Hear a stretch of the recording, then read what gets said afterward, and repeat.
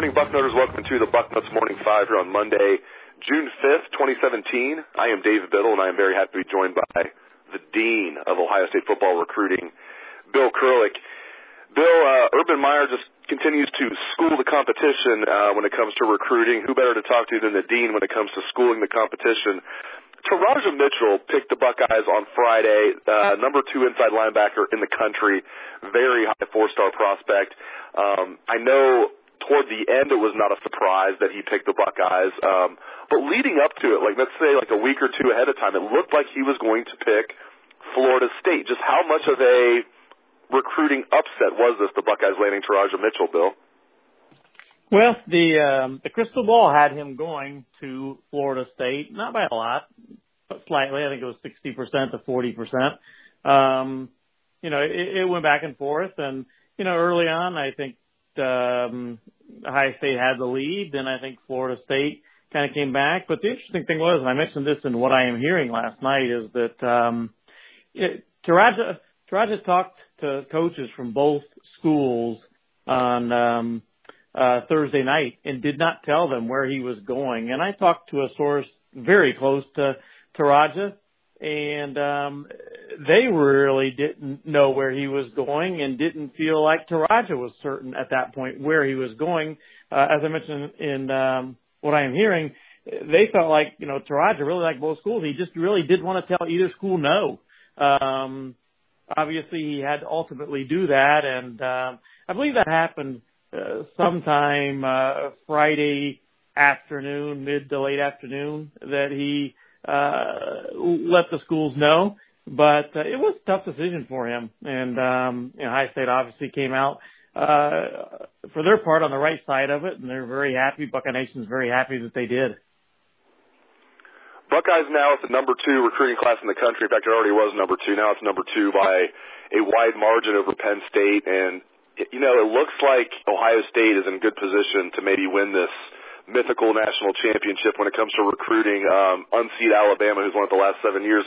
Miami's in the top spot right now, Bill, but they have 18 commitments, and their average star rating is nowhere near Ohio State's. Ohio State, as you know, has by far the highest average star rating. I really think that's the most important metric when it comes to recruiting. My question for you, sir, is this the year that not only Alabama doesn't finish number 1, but is this the year Ohio State finishes number 1? Well, let me put it this way. I like their chances. As you mentioned, the star rating for Ohio State is very high, and this class really could be out of sight when all is said and done.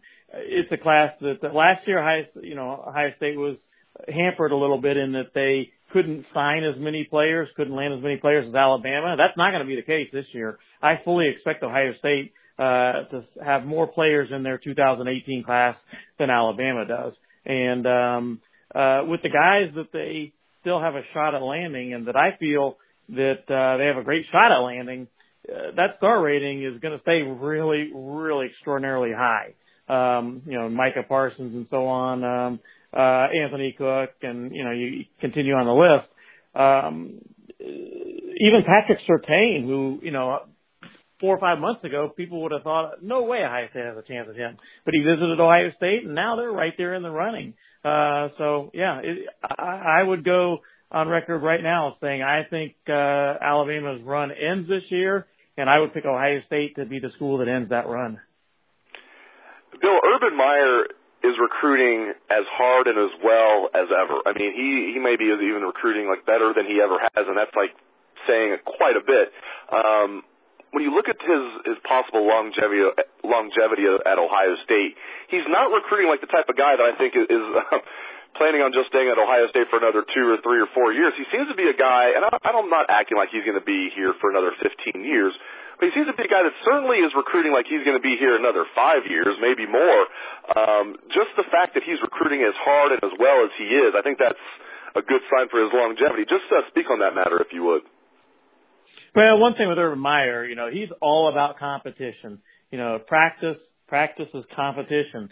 Bringing in great players creates competition.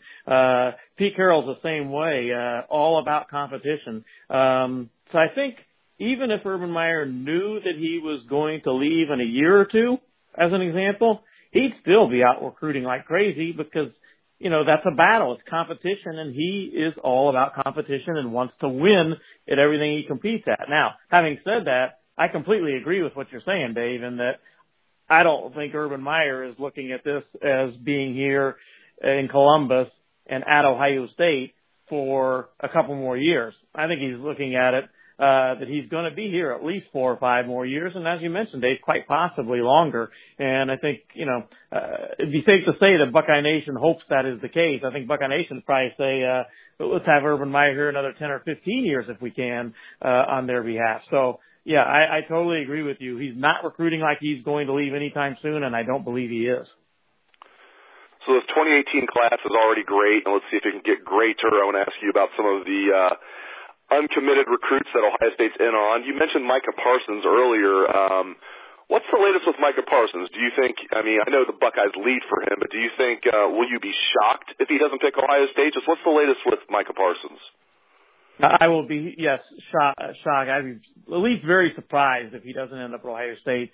I did make a pretty, even when he was committed to Penn State, I said I really thought he was going to end up at Ohio State. Once he decommitted, I ended up crystal balling him to Ohio State, and I don't like to change my crystal ball forecast. That's why I don't make them a long way out in many cases. And in that one, I just felt confident enough that I'm not going to have to change that one. I think he's going to end up being a Buckeye, and, he's, friends with so many of the Buckeye commitments and everything, and he's been to Ohio State. Everything would certainly lead you to believe, and leads me to believe, that he will be a Buckeye.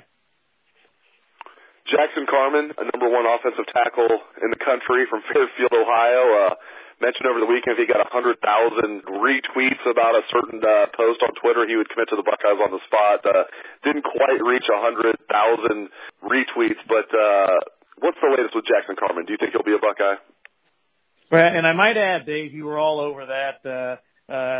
Soon after he put that out, you put it on our site that what he had mentioned about the 100,000 and everything. So kudos to you, Dave, for getting on that right away. But and it's a good story, certainly. There's certainly a threat from Clemson. I don't want to again minimize Clemson and their possibility of landing Jackson, but I just have to believe again that I would be very, very surprised if in the end he's not a Buckeye. There's a huge need. He's a huge priority. He's been to Ohio State. He loves it at Ohio State.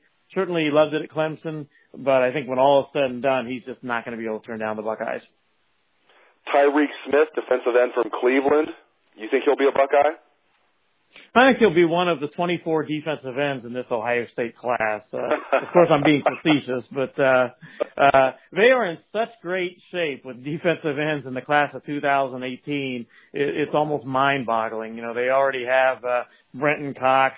They already have Andrew Chatfield, who I think will be a combination type, hybrid type guy, defensive end outside linebacker. I think they've got a great shot at Tyreke Smith, and there's others. There's other defensive ends too. But yeah, I think the biggest threat is, will Tyreke want to go back to California? He's got California roots and all that, and he's going to visit UCLA and USC this summer. I don't again want to minimize the threat of those schools and the possibility of him going back to California, but in the end, I think he's going to join his now former teammate Jalen Smith at Ohio State. Another Smith from the state of Ohio, no relation, LaChristian Blue Smith, wide receiver from Huber Heights, Wayne. Do you think he'll be a Buckeye? Yeah, it's another guy that I finally felt confident enough talking to Blue, talking to his dad, as many times as I have, talking to other sources, and with what Urban Meyer did with him, bringing him up, asking him to come up and his dad for a meeting not too long ago, and that meeting went extremely well. Blue is intrigued by the way the Ohio State has talked about using him as a wide receiver, but also as he gets bigger, the potential to be an H-back type guy that can split out too and create mismatches for smaller defensive backs, and that's kind of intriguing to Blue Smith. And I think in the end, and Urban made sure that Blue knew, how highly he thinks of him too. So I think in the end, yes, Blue Smith will be a Buckeye. And last thing before I let you go this morning, Aeneas Hawkins, there's been a lot of debate about him. Is his offer committable? Is it not committable? Speak on that if you would. And where do you think he'll end up? Do you think he's going to be a Bearcat? Do you think he's going to be a Buckeye? Might he be a Nittany Lion? Just give us the intel on Aeneas Hawkins. Well, I do think that he's going to be a Bearcat.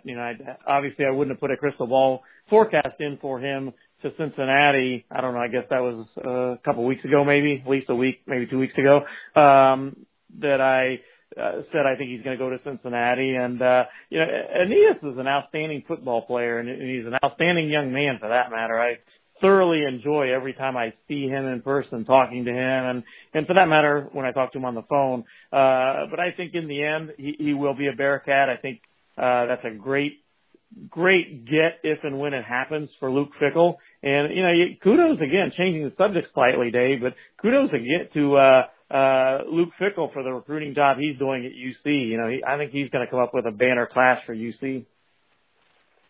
Yeah, he's going to pull in those second-tier Ohio recruits. I don't even think Aeneas Hawkins even fits into second tier, but, Luke's going to do a great job recruiting down there. I'm still not sure as a game coach how he's going to do, but it might not matter as long as he surrounds himself with good assistants, and because I know he's going to absolutely recruit his ass off like he is already.